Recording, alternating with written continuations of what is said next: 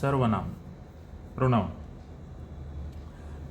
नमस्ते दोस्तों, आज हम सर्वनाम के बारे में, प्रोनाउन के बारे में पूरे विस्तार से जानेंगे। इसके कितने टाइप्स होते हैं और कहाँ कहाँ यूज़ किया जाता है।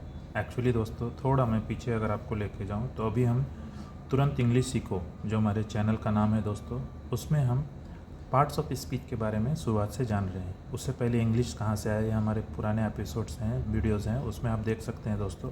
तो हम अभी लास्ट क्लास में हमने नाउन को देखा, तो अभी हम प्रोनाउन के बारे में जानेंगे दोस्तों। ठीक है, तो सर्वनाम का मतलब क्या हुआ? जो नाउन के जगह पे आता है दोस्तों, उसको हम सर्वनाम बोलते हैं। मतलब a word which comes in place of noun is called pronoun. इसका फ़ायदा क्या है? एक तो रेपिटेशंस को रोकना और दूसरा जो सेंटेंस है उसको स्मूथ बनाना दोस्तों। ठीक है, तो चलिए आज हम सीखेंगे सर्वनाम और इसके टाइप्स। तो नमस्कार दोस्तों, मेरा नाम सतीश कुमार सिन्हा है। तुरंत इंग्लिश सीखो चैनल के माध्यम से आज हम विस्तार से सर्वनाम के बारे में जानेंगे। तो सर्वनाम दोस्तों, सर्वनाम क्या है? What is a pronoun?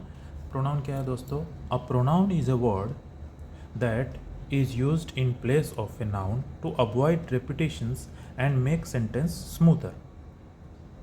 हाँ, मतलब क्या हुआ दोस्तों? नाउन नहीं है, बट क्या है, हम उसके जगह पे कुछ और वर्ड्स उसको यूज़ करते हैं ताकि वो नाउन का बार बार रिपीटेशन ना हो, उससे सेंटेंस थोड़ा सा अच्छा लगता है सुनने को। एग्जाम्पल के तौर पे अलग अलग अगर हम बोलेंगे, Riya is intelligent, Riya studied hard, Riya went home, ऐसा, तो रिया रिया रिया रिया वो सेंटेंस अच्छा नहीं लगता। उसके लिए हमने क्या किया? Riya is intelligent, she studied hard.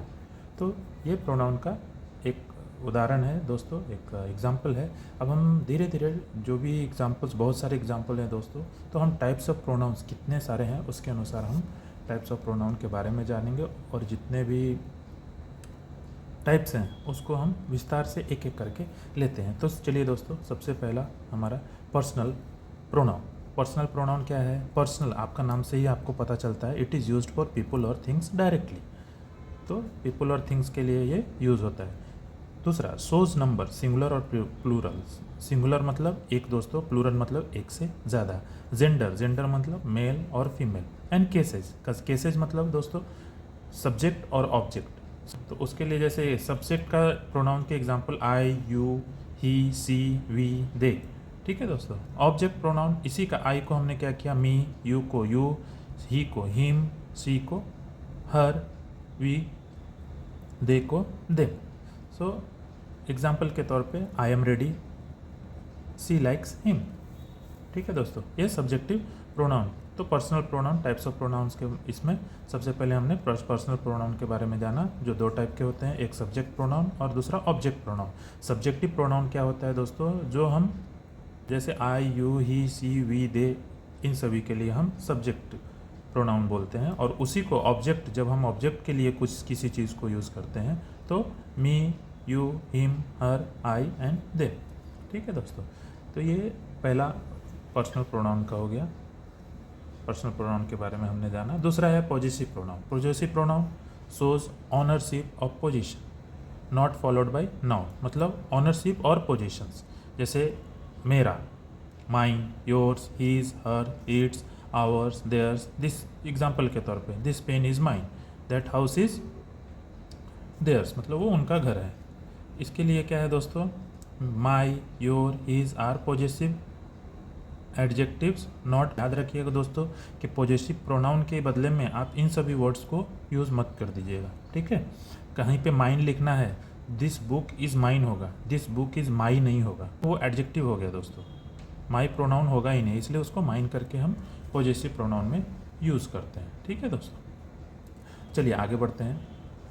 तीसरा, रिफ्लेक्सिव प्रोनाउन। रिफ्लेक्सिव प्रोनाउन का मतलब क्या हुआ?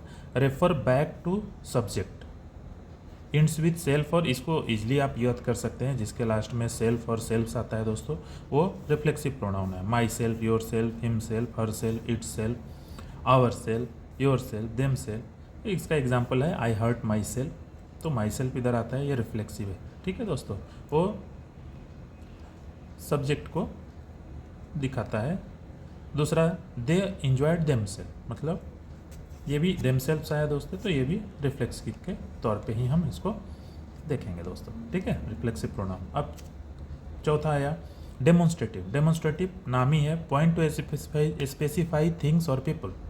डेमोन्स्ट्रेट करना, दिखाना। दिखाना का मतलब दिस, दैट, दिस, दोज, ये सब। This is my bag, those are stairs, ठीक है दोस्तों। तो ये हमने डेमोन्स्ट्रेटिव के बारे में जाना है। तो ईजिली हम समझ रहे हैं दोस्तों। अगर कहीं आपको कुछ तकलीफ होगा तो आप मुझे ज़रूर बताइएगा दोस्तों, ठीक है। आगे पांचवा, interrogative pronoun. Interrogative pronoun use to ask question, whom, whose, was, which, whom, who, whose, which, what, ये सभी इंट्रोगेट। इंट्रोगेट मतलब क्वेश्चन पूछना। Who is at the door, ये क्या हुआ दोस्तों, इंट्रोगेटिव प्रोनाउन का एग्जाम्पल हुआ। तो ये पांचवा प्रोनाउन भी आप होप समझ गए होंगे दोस्तों। इजी है, थोड़ा थोड़ा सब कुछ आपको आराम से समझाता हूँ धीरे धीरे करके दोस्तों। छठा, indefinite pronoun. Indefinite pronoun refer to non specific people और थिंग्स। नॉन स्पेसिफिक पीपल और थिंग्स। एग्जाम्पल के तौर पे आप समझ लीजिए दोस्तों, समवन, एनीवन, मतलब स्पेसिफिक नहीं है इसमें। समवन मतलब कोई भी, anyone, everyone, something, nothing, all, few, many, several, 1, 2, 3, 4 fix नहीं है दोस्तों। इसमें स्पेसिफाई अगर नहीं करते हैं तो वो इनडेफिनिट मतलब नॉन स्पेसिफिक प्रोनाउन के तौर पे हम उसको जानेंगे। उसका एग्जाम्पल जैसे समवन इज कॉलिंग यू। अब समवन इज कॉलिंग यू वो स्पेसिफिक नहीं है कि कौन बता रहा है, बट कोई ना कोई तो बुला रहा है। तो इसके लिए many have applied for the job. अब मैनी में दोस्तों कोई भी ऐसा बंदा एक फिक्स नहीं है कि हाँ वो यहाँ पे बताया जा रहा है। तो इनडेफिनिट प्रोनाउन क्या होता है, डेफिनिट नहीं होता है, नाम से ही है इनडेफिनिट, ठीक है दोस्तों। उसके बाद हम पढ़ेंगे रिलेटिव प्रोनाउन। रिलेटिव प्रोनाउन क्या है, रिलेटिव प्रोनाउन सातवां, कनेक्ट क्लाउज और फ्रेजेस टू अ नाउन और प्रोनाउन। स्टार्ट रिलेटिव क्लाउजेस, मतलब कनेक्ट क्लाउजेस और फ्रेजेस टू ए नाउन। जैसे एग्जाम्पल के तौर पे who, whom, whose, which, that. The boy who won the prize is my brother. ये देखिए ये क्या बोल रहा है, वो लड़का जो प्राइज जीता है वो मेरा भाई है। तो वो मेरा भाई है, किसका भाई है, वो मेरा। तो इसको यूज़ करने के लिए जो भी रिलेटिव, हम जो रिलेट करने के लिए जो भी वर्ड यूज़ करते हैं उसको, अभी देखिए दोस्तों, हु यहाँ पे जब आया तो यहाँ पे रिलेटिव बन गया, और यही इंट्रोगेटिव में ये पहले आ गया। मतलब क्या हो गया, अगर वो पहले आके इंट्रोगेट करता है तो इंट्रोगेटिव का सेंटेंस हो गया, और वही अगर क्लाउज और फ्रेज को कनेक्ट करे, कोई भी सेंटेंस को कनेक्ट करे, तो उसको हम रिलेटिव प्रोनाउन के तौर पे जानते हैं, ठीक है दोस्तों। आठवां, reciprocal pronoun. Reciprocal shows mutual action और रिलेशनशिप। रेसिप्रोकल मतलब दोनों को फायदा, each other, one another, the friend love each other, we should help each other. तो इस तरह का जो एग्जाम्पल है वो reciprocal. Intensive pronoun. Intensive pronoun क्या है, emphasize a noun or pronoun, look like reflexive but only add emphasis, don't act as object। मतलब क्या, लगता है कि वो रिफ्लेक्सिव नाउन है, प्रोनाउन है, लेकिन वो सिर्फ इम्फेसिस मतलब इफेक्ट को ऐड करता है, उसको हम लोग इंटेंसिव करते हैं। उसके इंटेंस को बढ़ाता है, उसको हम लोग इंटेंसिव नाउन बोलते हैं, प्रोनाउन बोलते हैं दोस्तों, ठीक है। एग्जाम्पल के तौर पे देखिए, myself, herself, himself, ourself, yourself, I myself cook the dinner. वो डिनर के इंटेंस को दिखा रहा है, इसलिए इसको हम लोग इंटेंसिव प्रोनाउन बोलते हैं। The minister himself visited the place. The minister himself मतलब, तो वो क्या कर रहा है, उसकी इंटेंसिटी को बता रहा है, उसको हम लोग, if you remove an intensive pronoun the sentence still make sense. इसको आप थोड़ा सा और जानने के लिए कि इंटेंसिव प्रोनाउन, अगर हम इंटेंसिव प्रोनाउन को हटा देते हैं तो भी सेंटेंस का एक मीनिंग निकलता है, तो आप वहाँ से समझ लीजिए कि वो इंटेंसिव प्रोनाउन का ही एग्जाम्पल, ठीक है दोस्तों। तो इस तरह से 10वां दोस्तों, डिस्ट्रीब्यूटिव, 10वां और last, distributive pronoun. Distributive pronoun क्या है, रेफर टू पीपल और things one at a time.